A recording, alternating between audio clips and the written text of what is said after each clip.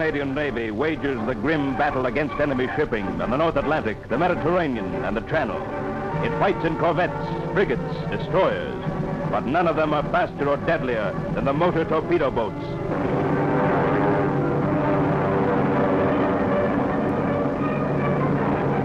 "70 feet long and packing a mighty wallop, the MTBs and their crews are young, tough, and imaginative,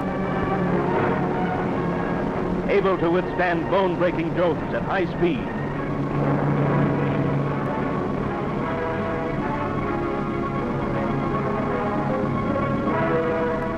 Today, from their bases in Britain, men like Lieutenant McClernand, DSC, from Montreal, Lieutenant Mabey from Toronto, Seaman Jack Brown of Swift Current, Saskatchewan, and other Canadians are manning 2 flotillas of MTBs, 2 flotillas of mechanized surfboards, carrying heavy armament, challenging ships many times their size. German destroyers, flank trawlers, and E-boats all run from the Vickers, Oerlikon 2-pound guns and the sting of their torpedoes.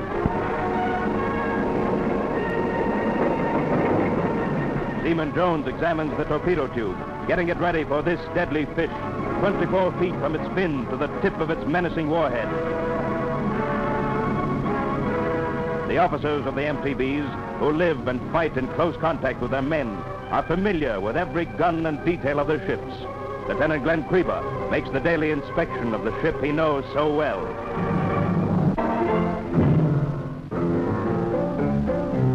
Water, water everywhere, and every day a deck to swab.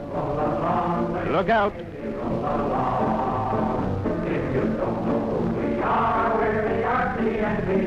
From bridge to galley, from bow to stern, she's manned by Canadians, and they'll love her. Rum. Yo-ho-ho and a bottle of, and it's 3 fingers for each rating.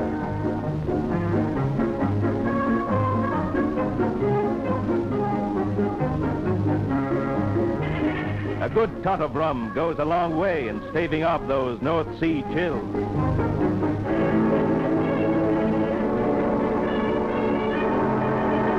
But if you're a temperance man, you get an extra 3 a day.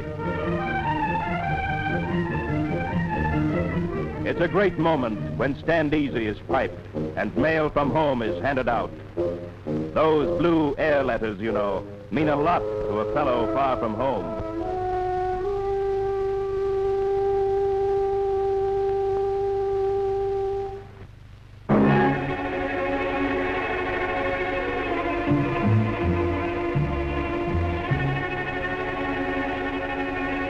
Division 2 to proceed forthwith to intercept E-boats operating on the convoy route to Antwerp.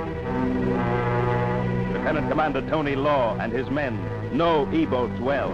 They know E-boat armament, E-boat tactics, and E-boat treachery. Know them at first hand. In E-boat Alley, as they call the English Channel, they know how the German E-boat packs track down the fishing smack, the straggler, the old tramp steamer, sneak in to make their kill.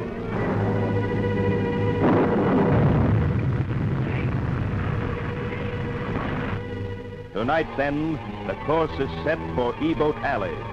Lieutenants Joe Bampton and Vern Barlow and Glenn Kreba are anxious to close with the enemy.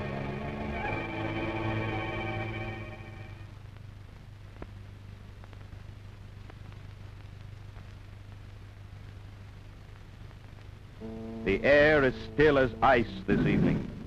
The men climb into their oilskins and laugh and kid and maybe think about their wives and homes far away in Canada. Their mascot, Spam, is put ashore. That dog has no place in a pleasure jaunt like this.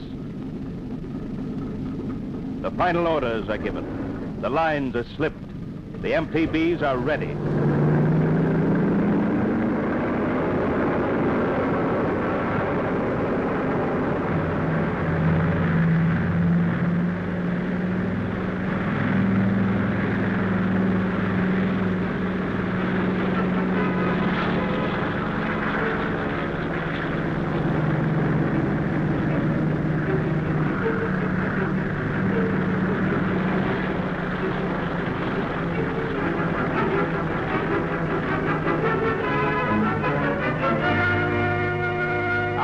Channel at last. They plunge along at an easy 22 knots, past convoys of troop ships carrying Canadians, Britons, and Americans to battle. In the 3x6 cabin with the engines coughing their poisonous gas, the watch below gulp a hurried cup of tea, sleep if they can, and wait.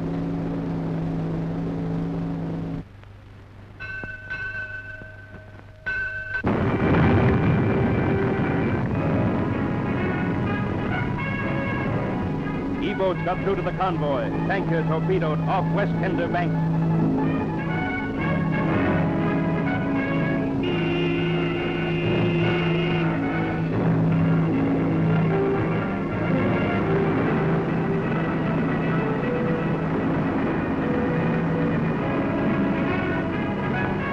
The strategy now is to intercept the E-boats, to engage and destroy them. Second may mean escape for the enemy. John Tran plots the shortest course. North 068 degrees. They're doing 45 knots now, crashing through the blackness. Nothing ahead of them but the unseen enemy. 30 seconds to go, sir.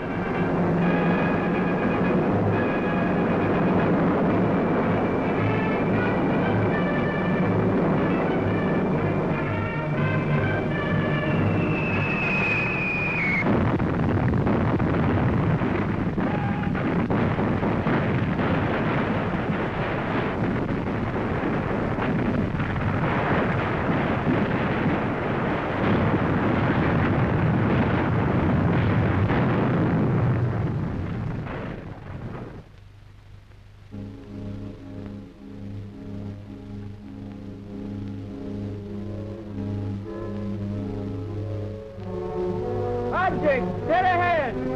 Another E-boat blasted out of the sea.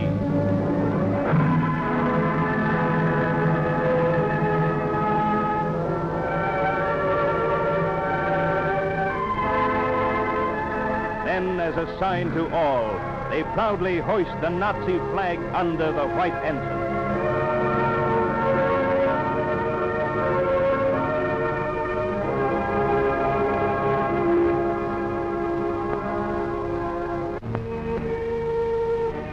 But always with the pride of battles won, there comes the loss of good fighters, good friends. Tired and weary, they disembark. Their young, old faces betray their feelings. An eye for an eye, a life for a life, until Germany is beaten.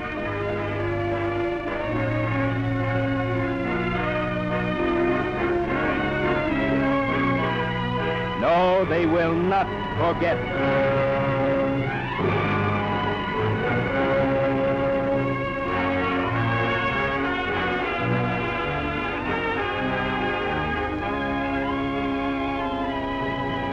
And as the age-old words are spoken, ashes to ashes, dust to dust, one chapter in the lives of this MTB crew is ended.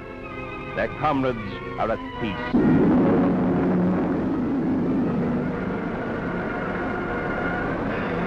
But still at war, the little ships roar their challenge to the U-boats and raiders, still threatening the convoy lanes.